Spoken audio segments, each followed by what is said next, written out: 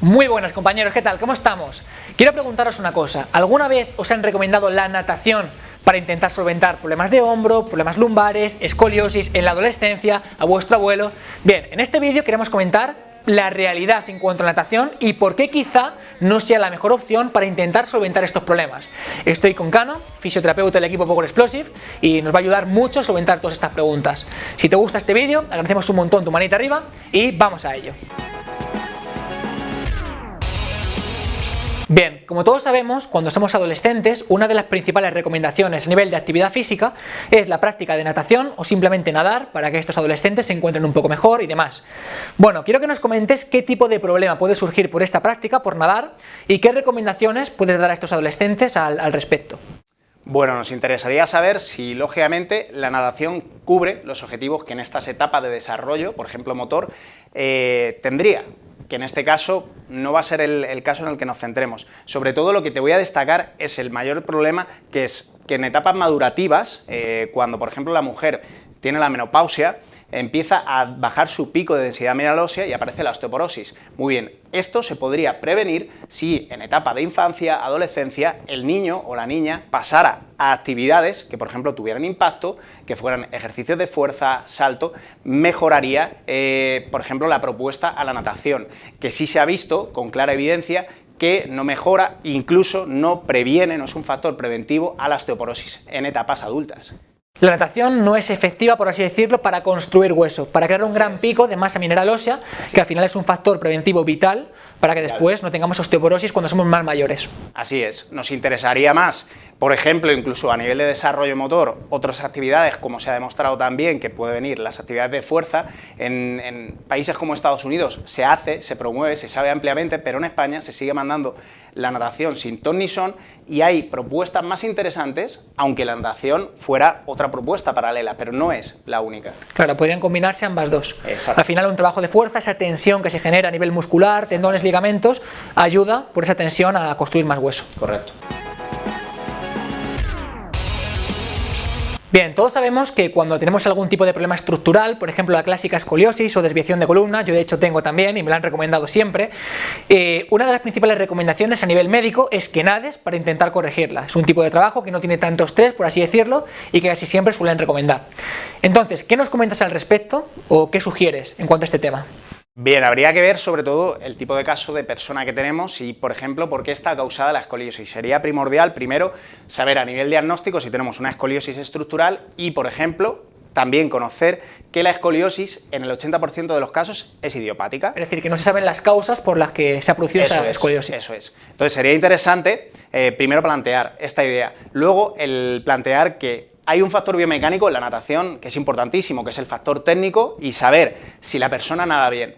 En muchos de los casos, en gente amateur o gente que va, o chicos, chicas que van a nadar, normalmente se comprueba que tienen una alteración a nivel de su control motor, y no solo eso, sino que lo que hacen es una técnica en la que repiten, por ejemplo, el mismo gesto de viraje, es decir, repiten, giramos siempre hacia el mismo lado. Eso lo que puede conllevar es a acrecentar la alteración que ya tengamos o la desviación en la espalda que ya tengamos. Una persona que tenga escoliosis y siempre gira hacia acá, al final está rotando el tronco siempre hacia el mismo lado, que puede acentuarlo. Hacia el mismo lado, exacto. Y hay determinados estilos que, por supuesto, no van a compensar esa escoliosis. Entonces, tendríamos que estudiar las curvaturas de la escoliosis que están alteradas y a partir de ahí hacer un trabajo. La natación es un ejercicio completo y complementario que se trabaja a nivel de todo el cuerpo, pero por ejemplo en la escoliosis no se tienen factores tanto biomecánicos, las descompensaciones hábiles que puede haber en diferentes grupos musculares, sino que lo que hacemos es añadir un factor de estrés, meter a una persona dentro del agua y decir, tú nada, y posiblemente se curen todos tus males. Al final la natación podría ser un medio eficaz siempre y cuando se entienda que está provocando esa escoliosis y siempre y cuando se individualice, que es que no sucede eso. Eso es. Nada. Claro. Y claro, no vas a arreglar nunca una escoliosis así. Vemos algo clarísimo, que es el ratio monitor-alumno, ¿vale? Que normalmente son clases de 15, 20 personas en las que nos están corrigiendo, en las que no se tienen en cuenta, por supuesto, las curvaturas alteradas, y esto es algo preocupante que, claro, con la práctica perpetuada de este deporte, en este caso, de esta práctica deportiva, pues verá que todo esto conlleva mayor alteración. Y claro, ya ni hablar de, por ejemplo, los trastornos de hombro a los que también se recomienda nadar. Sucede exactamente igual que con la escoliosis. Normalmente nos dicen, ¿te duele el hombro? Vale, no te preocupes, nada.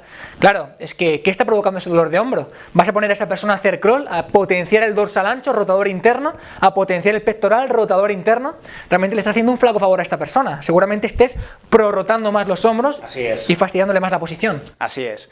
De hecho, hay amplios estudios y sobre todo hay, por ejemplo, un metaanálisis que se ve que cómo la natación se fatiga la musculatura escapular y esto lo que lleva es a que el hombro tienda o tenga mayor tendencia a vencerse. Entonces, si sumamos la fatiga que puede crear el decir, nado 40 minutos al día, con un movimiento, un gesto repetido que nos lleva a rotación interna, pues tenemos una lesión o una posible lesión de hombro asegurada. Y ya ni hablar de si además metemos un trabajo específico de press banca, rotación interna, dominadas, rotación interna, etc. De hecho, hace poco hice un vídeo en el segundo canal, que voy a dejar por aquí, en las etiquetas, y que podéis ver en el que hablo del gesto de dominadas como no un gesto efectivo a nivel compensatorio de la postura. Así es.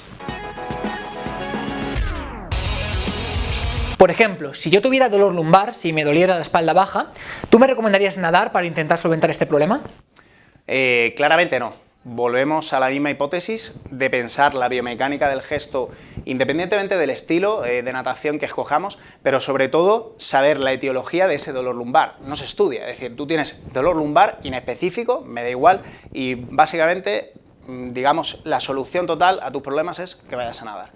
Primero tendríamos que ver la etiología, por qué tenemos ese dolor lumbar y luego recomendar la actividad en sí, cosa que no se hace, es dolor lumbar, natación.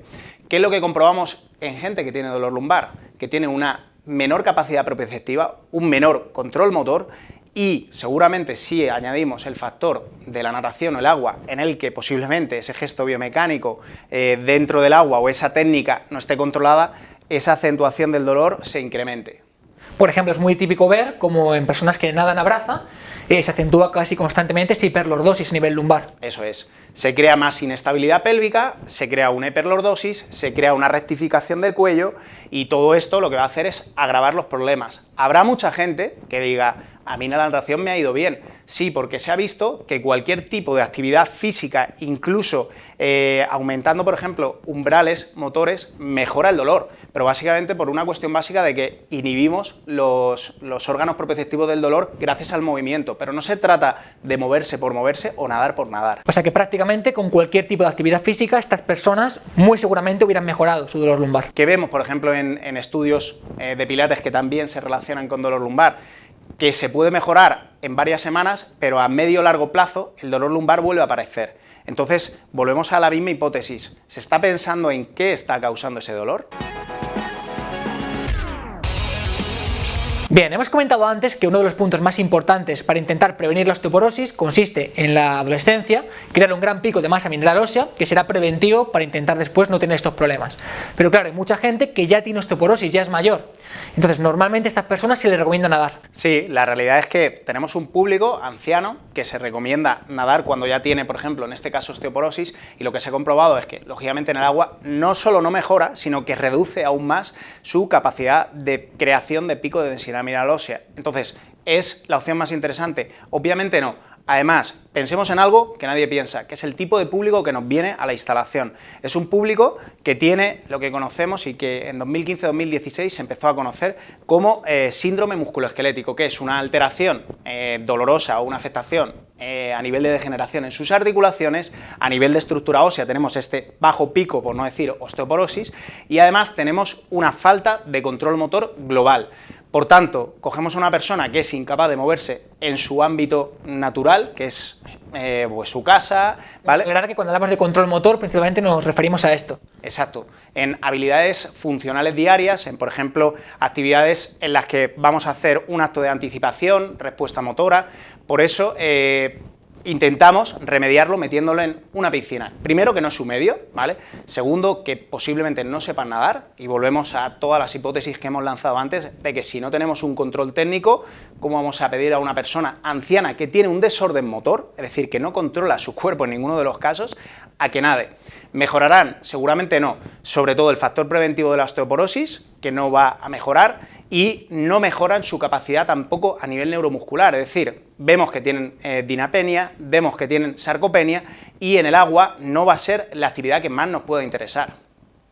De nuevo, sería más interesante quizá plantear un trabajo de fuerza específico que ayuden a que sean más funcionales en su día a día. Sin duda, sin duda. Se comprueba, por ejemplo, en estudios que entrenan fuerza, como la contracción muscular y la coordinación en la cocontracción que realizan estos ancianos mejora. Sin duda, en el ámbito de la natación, cuando metemos a la persona dentro del agua, que digamos que el agua tiene muchísimas cualidades, pero lo que hace es neutralizar, entre comillas, todos los captores sensoriales que tienen nuestras articulaciones. Entonces recibimos mucha información y la persona anciana, el abuelo, la abuela, va a tener tantísima capacidad sensorial, va a estar, por decirlo así, sobreexcitada, que no va a ser capaz de controlar su cuerpo como a lo mejor lo haría pues en su casa o en un entrenamiento de fuerza.